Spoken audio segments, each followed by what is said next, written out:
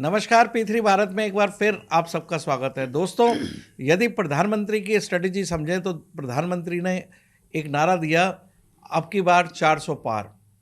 आप उसके पीछे समझते होंगे कि वो 400 सीट्स के लिए कुछ इस तरह का कार्य कर रहे हैं कि उनको सीट्स चाहिए।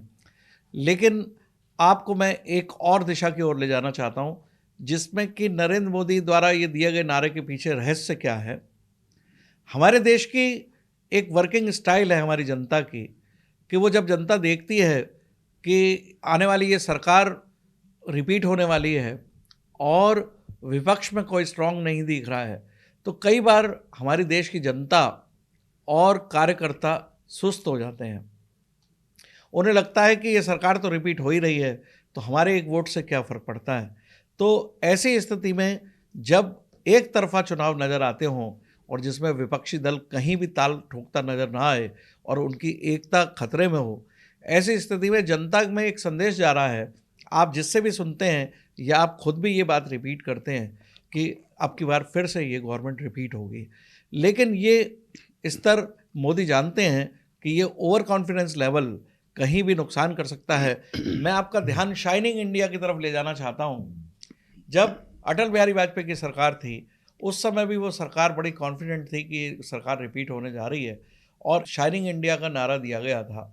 और नारा लगते लगते तक अगर आप यदि देखें, जो बीजेपी की स्थिति थी, अगर थोड़ा सा प्रयास ज़्यादा किया गया होता तो वो सरकार रिपीट हो जाती।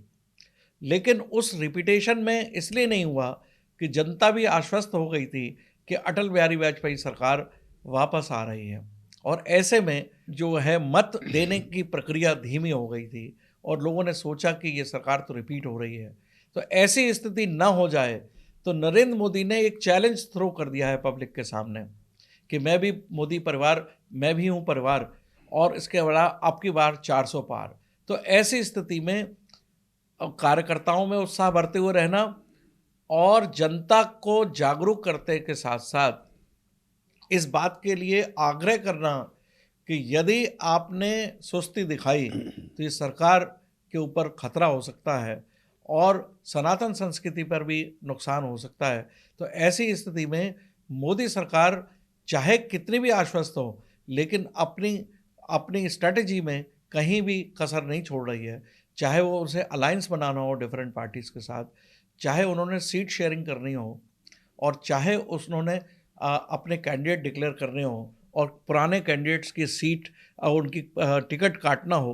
ये सारा दर्शाता है कि मोदी गवर्नमेंट और मोदी और अमित शाह पूरी तरह से अलर्ट हैं और वो इलेक्शन को इलेक्शन के रूप में ही ले रहे हैं। चाहे लोग कितना भी कहते रहें कि ये सरकार रिपीट हो रही है, लेकिन उसके बाद मोदी जो हैं अपने पूरे कार्य में लगे हुए हैं और तेज़ी से प्रचार कर रहे हैं। और इसके साथ साथ अगर आप देखें तो मोदी ने एक स्ट्रैटेजी बनाई है कि चुनाव हारे या जीते, भ्रष्टाचारियों के विरुद्ध एक्शन होता ही रहेगा। यदि आप रीसेंट सिचुएशन देखें तो केजरीवाल के बारे में सारे जनता का ये मत था कि मोदी गवर्नमेंट अभी चुनाव के रहते रहते तक केजरीवाल को गिरफ्तार नहीं करना चाहेगी ताकि पब्लिक की सहानुभूति ना मिले। दोस्तों, यदि ये सोचा जाता है तो इसका मतलब है कि प्रश्नवाचक चिन्ह जनता के ऊपर लगता है कि जनता वोट देते समय क्या ये नहीं देखती है कि क्या केवल भावनात्मक मुद्दों को देखती है। लेकिन ये मान के चल रहे हैं भ्रष्टाचार के विरुद्ध उन्होंने एक्शन लेना है, चाहे वो जीतें या हारें या लोगों की सहानुभूति मिले।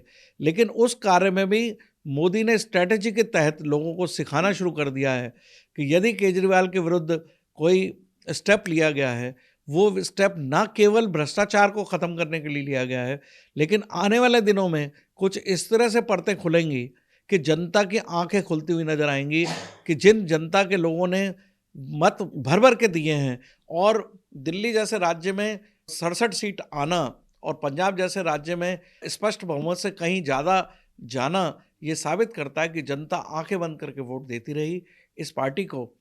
तो मोदी इस बात के लिए प्रतिज्ञा लिए हुए हैं कि चाहे कुछ भी हो, भ्रष्टाचार के विरुद्ध कमर कसी जाएगी और चाहे उसमें चुनावी नुकसान हो या फ़ायदा हो। लेकिन मुझे लगता है कि मोदी ने भी कमर कस रखी है। ना केवल वो भ्रष्टाचार उजागर करेंगे, बल्कि आने वाले 1 हफ्ते या 10 दिन में आप सब जनता को पता लगेगा कि एक जो नए राजनीति करने लोग आए थे और जिस राजनीति को लोगों ने अब सर आंखों लिया और 2 राज्यों में पूर्ण बहुमत की सरकार दी और राष्ट्रीय राजनीतिक दल का दर्जा प्राप्त हो गया। ऐसी स्थिति में मोदी उनकी परतें खोलने में लगे हैं और जब परतें खुलेंगी तो आपको लगेगा कि जो लोग देश की राजनीति बदलने आए थे, तो उन्होंने वास्तव में देश की राजनीति का रूप बदल दिया है। देश की राजनीति में देश विरोधी वर्ग अभी तक जितने राजनीतिक दल हैं, चाहे उन्होंने कितना भी भ्रष्टाचार किया हो या दूसरे राजनीतिक दलों के साथ वैमनस्यता रखी हो, लेकिन उन राजनीतिक दलों ने कभी कोई ऐसा कार्य नहीं किया जो देश विरोधी ताकतों को साथ देता हुआ नजर आए। ऐसी स्थिति में मुझे लगता है कि मोदी 400 पार करने के लिए एक और टॉपिक लाएंगे जो ये दिखाएंगे कि अगर जनता ने निराशावादी स्थिति रखी या सक्रिय नहीं हुई जनता, तो उनके साथ फिर से गलती हो सकती है। तो मोदी टेम्पो बनाए रखेंगे बात का कि अब की बार 400 पार और भ्रष्टाचार को छोड़ेंगे नहीं, साथ साथ देश विरोधी ताकतों को एक्सपोज करेंगे। जब ये एक्सपोजर होगा तो देश में आने वाले जितने भी चुनावों के चरण हैं उसमें जनता सक्रिय रहेगी। इस प्लेटफॉर्म से मेरा जनता से भी आग्रह है कि वो इस बात के लिए घर पर ना बैठ जाएं कि सरकार रिपीट हो रही है इसलिए वोट देने की ज़रूरत नहीं है, लेकिन आपके एक वोट से किसी भी स्थिति को बदला जा सकता है। तो यदि आप इस देश की एक गवर्नमेंट को 400 पार कराना चाहते हैं तो आपको घर से निकलना पड़ेगा, मत देना पड़ेगा, तभी आप ये उम्मीद कर सकते हैं। जैसा कि आप अपने देश के प्रधानमंत्री से उम्मीद कर रहे हैं, तो देश के प्रधानमंत्री भी आपसे उम्मीद करते हैं कि आप अपनी सक्रियता राजनीति में बनाए रखें और कम से कम वोट देने वाली तारीख में अपने अपने चरणों में आप वोट देने की स्थिति में रहें। ऐसा ना सोचें कि मेरे एक वोट से क्या होगा, और आपके एक वोट से परिस्थिति बदल सकती है, परिदृश्य बदल सकता है और ऐसी स्थिति में हम सबका सपना भी टूट सकता है। तो आइए हम सब लोग मिलकर ये संकल्प लें कि अब की बार 400 पार की स्थिति में अगर हमें भी साथ देना है तो वो मोदी ने आपको जगाने की कोशिश की है और उस जागरण में आप लोग शामिल हों और निश्चित रूप से मतदान में बढ़ चढ़ कर भाग लें, जिससे कि आने वाले समय में राजनीतिक परिदृश्य देश की सनातन संस्कृति की तरफ जाता हुआ नजर आए। मुझे उम्मीद है कि आप सब लोग मेरे इशारे को समझेंगे और अपनी मत की ताकत को ये न कहते हुए नकारेंगे कि मेरे एक वोट से क्या हो रहा है और मैं घर पे बैठा रहूं। तो ये आपके देश के प्रति समर्पण नहीं कहलाएगा। आपको निकलना ही पड़ेगा, चाहे तेज गर्मी हो, चाहे कोई भी विपत्ति वाली स्थिति हो, आपको वोट देने निकलना चाहिए। तभी देश की राजनीति में चेंज आ सकता है, चाहे वो पॉजिटिव हो या नेगेटिव हो। तो आइए देखते हैं हम और नारा लगाते हैं कि अब की बार मैं भी मतदान करने जाऊंगा 100% बिना किसी एक्सक्यूजेस के। धन्यवाद।